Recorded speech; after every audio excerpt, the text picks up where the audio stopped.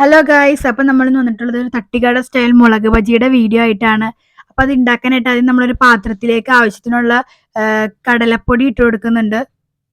അപ്പം നിങ്ങൾക്ക് എന്തോരം മാവാണ് വേണ്ട അതിനനുസരിച്ചുള്ള കടലപ്പൊടി ഇട്ട് കൊടുക്കുക. അതിനുശേഷം നമ്മൾ ഇതിലേക്ക് മുളക് പൊടിയാണ് ഇട്ട് കൊടുക്കുന്നത്.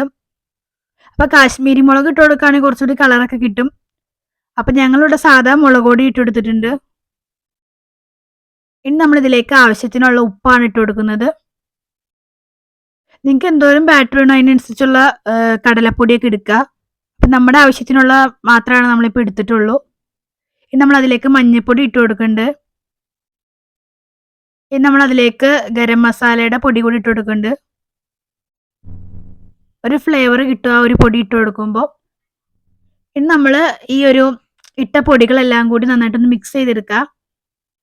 അതൊന്ന് മിക്സായി വരാൻ വേണ്ടിയിട്ടാണ് എല്ലാ പൊടികളും കൂടിയിട്ട്. അപ്പോൾ നമ്മൾ മാവ് ഇങ്ങനെ ഒന്ന് വെള്ളം ഒഴിച്ച് നമ്മൾ ഇളക്കുമ്പോൾ കുറച്ചും കൂടി ഇതായിട്ട് ഇരിക്കും, സെപ്പറേറ്റ് ആയിട്ട് കിടക്കില്ല.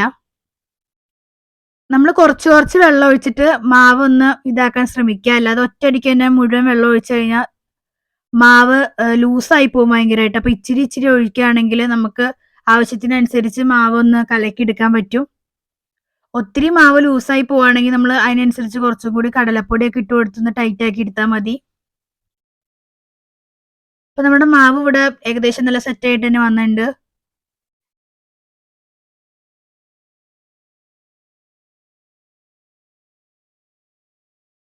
അപ്പോൾ നമ്മൾ ബജിക്കുള്ള മുളക് എടുത്ത് വെച്ചിട്ടുണ്ട്. അപ്പോൾ ഇത് വെച്ചിട്ടാണ് നമ്മൾ ഇന്ന് മുളക് ബജി ഉണ്ടാക്കാൻ പോകുന്നത്. അപ്പോൾ നിങ്ങൾ മുളക് ബജി ഉണ്ടാക്കുമ്പോൾ അതിന്റെ തണ്ടിന്റെ ഭാഗം കളയാതിരിക്കാൻ നമുക്ക് മുക്കുമ്പോൾ പിടിക്കാനായിട്ട് എളുപ്പമുണ്ടാവും, അവിടെ മുളകിന്റെ അവിടെ പിടിക്കാനായിട്ട്. അപ്പോൾ നമ്മൾ എല്ലാ മുളകും രണ്ടാക്കിയിട്ട് ഇങ്ങനെ നടുവേന്ന് ഇങ്ങനെ കീറി വെച്ചിട്ടുണ്ട്. ഇനി നമ്മൾ നമ്മുടെ മാവിലേക്ക് അതിന് നന്നായിട്ട് മുക്കി നല്ലപോലെ എല്ലാ സൈഡിലും മാവൊക്കെ ഇങ്ങനെ ആയി വരുമ്പോൾ നല്ല തിളച്ച എണ്ണയിലേക്ക് ഇട്ട് കൊടുക്കും.